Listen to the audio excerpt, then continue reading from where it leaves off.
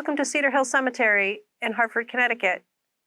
Established in 1864, Cedar Hill encompasses 270 acres of landscape woodlands, waterways, and memorial grounds. I'm Beverly Lucas, Director of Cedar Hill Cemetery Foundation. The foundation shares the art, history, and natural beauty with the public through a variety of programs, including guided walks, concert, movie, and more. Each October, the cemetery shares tantalizing true stories of some of our notable and not so notable residents in our popular Lantern Tour. Unfortunately, we can't bring the Lantern Tour to you in person this year, but we look forward to bringing it to you virtually. Enjoy. Hello, I'm Elizabeth Robinson, and I'd like to tell you a story that happened to my family on Thanksgiving Day in 1913. We were on our way to church at the Church of the Good Shepherd, even though we lived on Prospect Avenue in Hartford.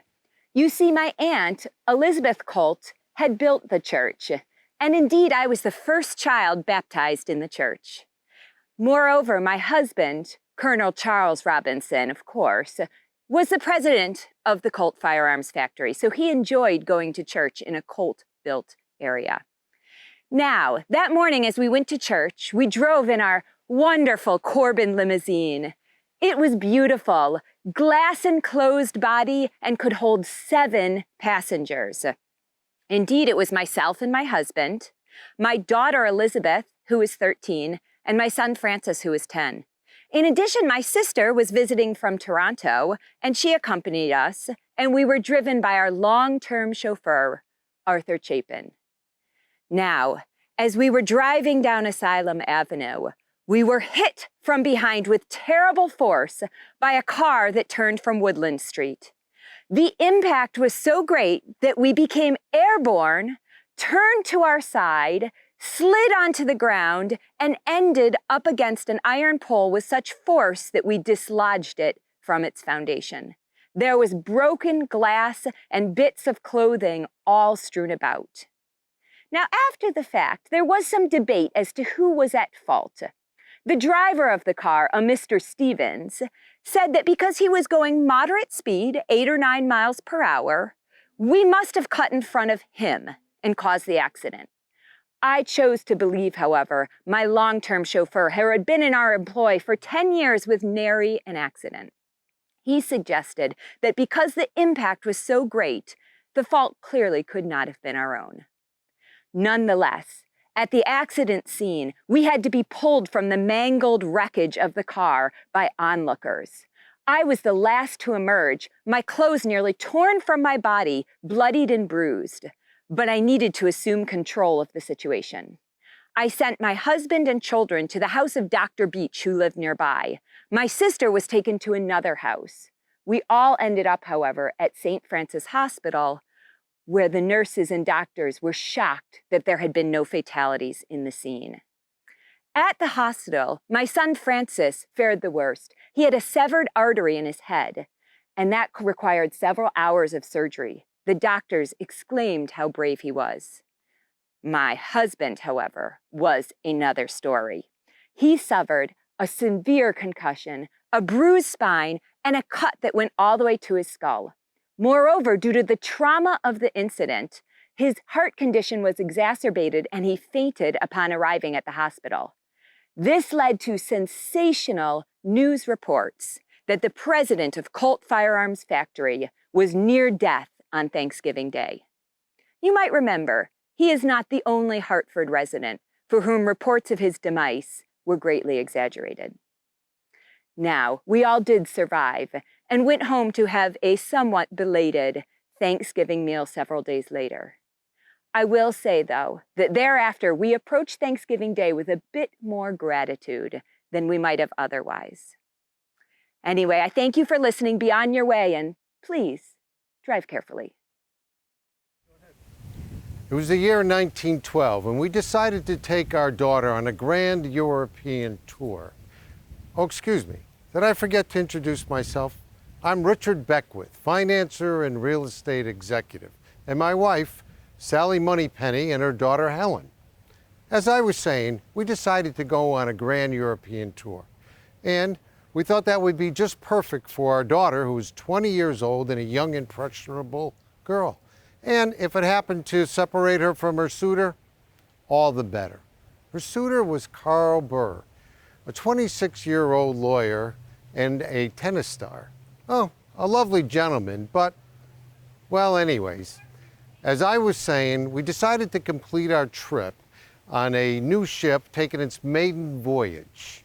Well, little did we know Carl was going to be on the same boat.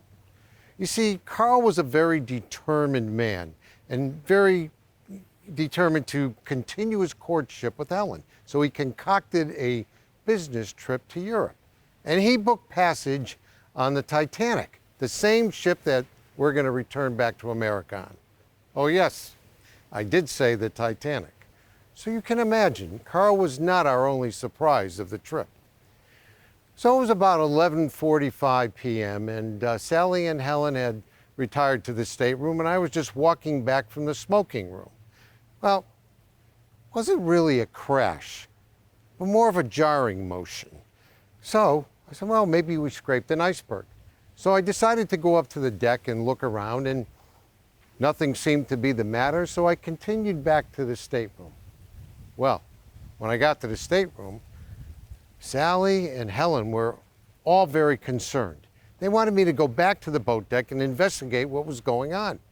So I went back to the boat deck and I looked around and I heard a rumor that the bow was filling up with water. Well, no need to be concerned because we all thought that the ship was unsinkable. So I decided to go and meet Sally and Helen at the stateroom, and as I was walking back to the stateroom, I heard the captain say that he wanted everybody to put on their life preservers. So we're at the stateroom. I said, let's go to Sally and Helen, and we were going to go to the boat deck. So I asked the stateman, who was there taking care of our room, and our butler, to just lock up the cabin just to make sure there was no theft. Well, by this time, Carl had joined us up on the boat deck. And the first lifeboat swung around, and Sally wanted to get in it. And I said, no need, we'll wait. So the second boat came around, and we did get in it. Well, you know, there was no confusion. People wanted to stay on the ship because they thought it would be more comfortable on the ship than going out in an open lifeboat in the open water. They were not confused at all. And you know what? They thought the ship was unsinkable. So when we got into the second lifeboat, we had no idea that there wasn't enough lifeboats for all the passengers. So we were about maybe a quarter mile off the ship, and about an hour later, and all of a sudden the ocean liner listed up, stood up on end, and went down. A moment I will never forget. A moment when 1,300 people lost their lives. A true tragedy. Oh, and if you're wondering about Carl and Helen, they got married about a year later, shortly after the catastrophe. Do you believe in triskaidekaphobia? It's the fear of the number 13. I have real reason to fear the number 13. Oh, hi, my name's Annie Kate Gleason, and I was 13 years old when I died of scarlet fever. I was the 13th person to be buried at Cedar Hill Cemetery. I was buried on October 4th of 1866. Do you know what you get when you add up all the numbers in the month, day, and year when I was buried? 1 plus 0 plus 4 plus 1 plus 8 plus 6 plus 6 is 26. Divide it by 2 and you get 13. Coincidence? I think not. My father died in 1884 and my mother died in 1910. Do you know what you get when you subtract those two numbers and divide it by 2? You get 13. In case you're not convinced that I am cursed by the number 13, listen to this. My father was the 1,410th person to be buried here at Cedar Hill, and my mother was the 4,637th. Do you know what you get when you add all those numbers up and divide it by 2? 1 plus 4 plus 1 plus 0 plus 4 plus 6 plus 3 plus 7 is 26. Divide it by 2 and you get 13. After being here for 150 years, I have 13 million of these. Did you see that there are 13 letters on my gravestone? I am cursed by the number 13. I'm cursed, I tell you. It was like a scene from a B movie, a movie Katherine would never have starred in, and I certainly didn't want to role in it. I am Phyllis Wilburn, Katherine Hepburn's longtime secretary. It was February of 1971, and it was the opening night of Coco at the Bushnell. It was the first time that Katherine had appeared on stage in Hartford since 1942. She had taken the musical about Coco Chanel on the road. Coco had opened in New York in December of 1969. Katherine had starred in the musical for 7 months before leaving for Europe for a movie commitment. The national tour began in January of 1971. The show was not originally designed to be in Hartford, but Katherine made special arrangements to bring the show to her hometown. The opening night was a special benefit for the Urban League, which was a special project of Katherine's sister Marion. The show went beautifully and was a great success. And afterwards, we went to a reception, and it was quite late when we left to go back to West Hartford, where we were staying with Katherine's stepmother. When we got back to the house, we found that one of the doors was unlocked. As we entered the house, Katherine decided to go upstairs to check. Suddenly, we heard Katherine shouting, saying, "She's got her in the bedroom." Our chauffeur, Mr. Usello, ran upstairs to see what was going on. And now the action really starts. The players, Katherine, and a Miss Luella West, who had been a chauffeur for Miss Hepburn for 2 months before being fired for being rude. "Katherine, what are you doing here?" Miss West, "I came for my money." "Katherine, your wages were sent to you. What are you doing here?" Miss West does not answer. Everyone came downstairs, where Katherine and I then left to call the police. Well, Mr. Usello and Miss West were left alone together. And then Miss West tries to push past Mr. Usello to escape. A struggle ensues. He calls for help. Katherine and I come back to help, and then we all end up on the floor in a heap. Then Miss West bites Katherine's finger to the bone, fracturing her right index finger. The police arrive and take her away. Well, the show must go on. The next day, Katherine appeared on stage with her finger in a white bandage and a splint.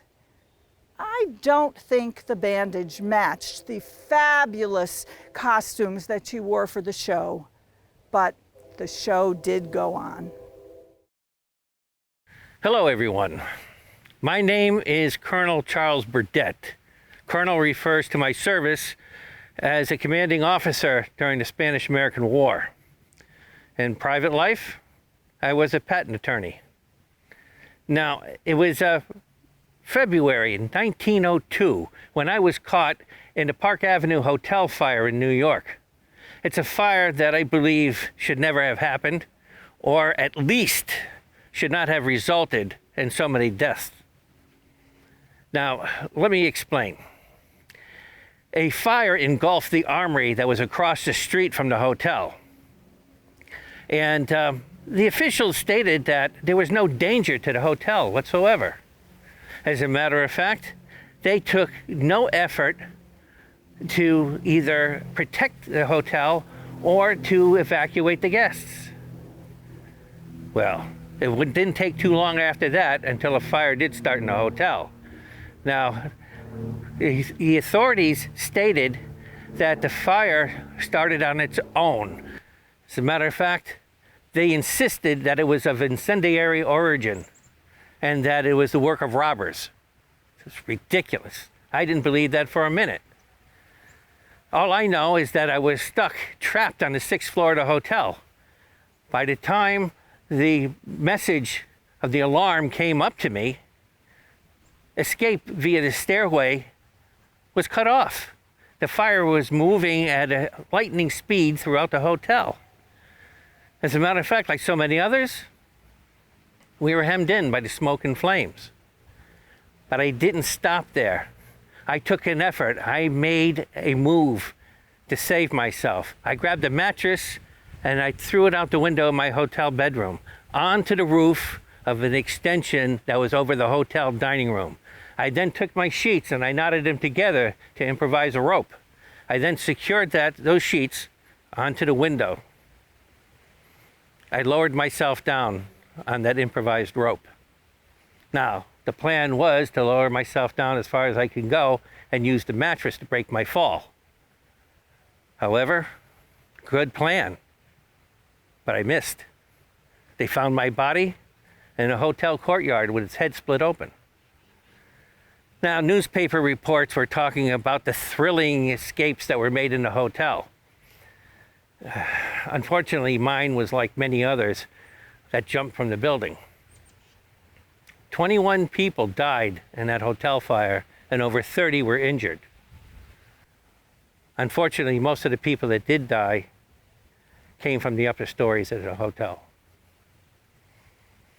Now, the coroner's jury did determine that the cause of the fire was the armory fire. It was sparks that came through 2 flues that led into the elevator shaft at the hotel. It ignited the hotel very quickly.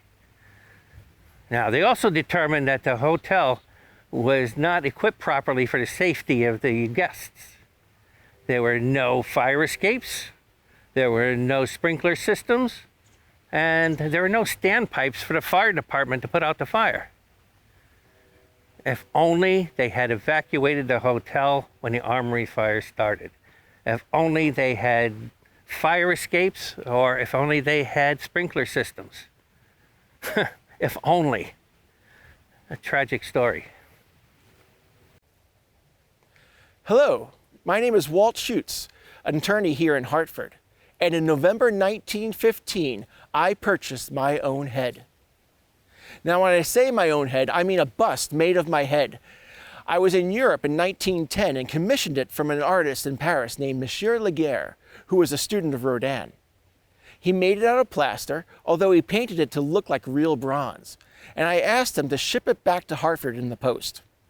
And when I came back to Hartford to pick it up, I was surprised and shocked. You see, originally, Monsieur Laguerre placed the value at 0. But then he scratched that out and then placed the value at 10,000 French francs. 10,000 francs. Do you know how much taxes you have to pay on 10,000 francs? Well, it was so much that I chose to say, no thank you, I'm not paying a cent in taxes, you can keep my head. And the customs house kept my head for 5 years after that, until they put it up for auction. And so I went to the customs house for the auction to try and get my head back. Now, before my head went up on the block, there was first a box of jeweler's tools, tools for watches and chains. And my friend, old Mr. Levin, wanted those tools, but also Charles Hanson wanted those tools. The bidding was pretty furious, back and forth, nickel by nickel, going past $1, past $2, very furious. Now, Mr. Levin is an old guy, and he ran out of steam very, very quickly. But me, being a good friend of Mr. Levin and a good Christian man as well, I decided to take up his mantle and bid in his place. And so Mr. Hansel and I continued to bid furiously, nickel by nickel, past $3, past $4, all the way up to $5.05. This is where I conceded and Mr. Hansel won the tools. But it's okay though. I mean, $5.05 was a bit much for those tools anyway. And in any event, auctioning and bidding with other people's money is so much fun. But eventually my head went up for auction.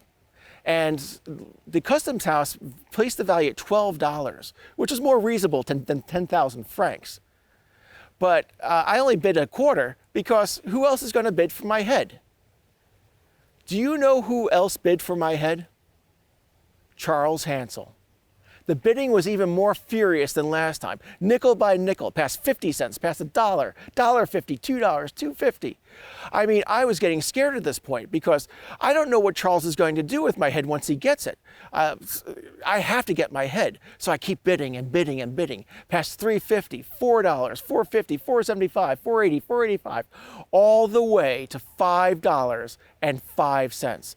Exactly the same price that Mr. Hansel paid for that box of tools. I had won, but at quite a price. And when I went up to the front of the room to collect my head, I heard Charles Hansel yell from behind, "Revenge!" Well, like I said, it's a lot of fun auctioning and bidding with other people's money like I did before. But if you should do that, you gotta remember, make sure you don't lose your head. Hello, this is Louise Gray. Oh dear, perhaps you didn't hear me. Can you hear me now? Wonderful. I said, hello, I'm Louise Gray, the inspiration for one of the world's great inventions.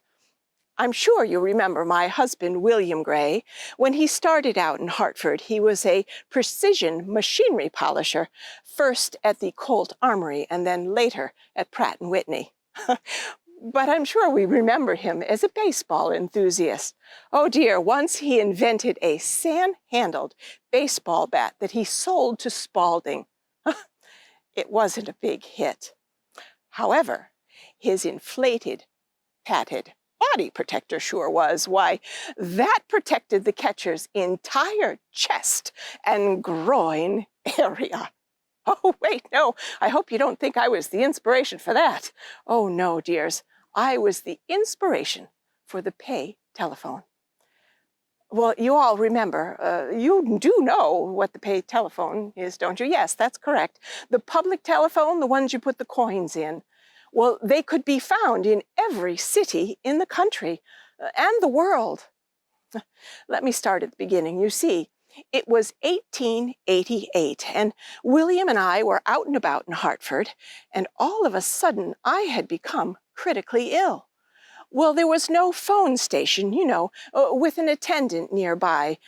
So William had to run into the nearest factory and beg to use the telephone to call for help.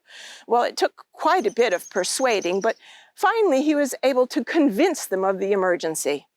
Of course, I survived the whole ordeal, and, well, William went to work right away on his idea of a public pay telephone. A year later, on the corner of Main Street and Capitol Row, right outside the Hartford, Connecticut Trust Company, the very first public pay telephone was installed. That's right, the very first pay telephone right here in Hartford, Connecticut. Well, for the first time, you could use a phone in public without an attendant to have to collect the money. Well, what could be easier? You simply made your phone call, and when you were done, you put your coins in the slot. Well, it was such a success that William founded his own business, the Gray Telephone Pay Station Company. As a matter of fact, he continued on with his work and held 23 patents related to the telephone. Well, I'm sure there are inventors today that have continued on with William's work. I can only imagine what they've come up with. And, well, you know, we've all just met, and I know this may sound a little crazy, but who knows in the future? You could call me, maybe. Good day.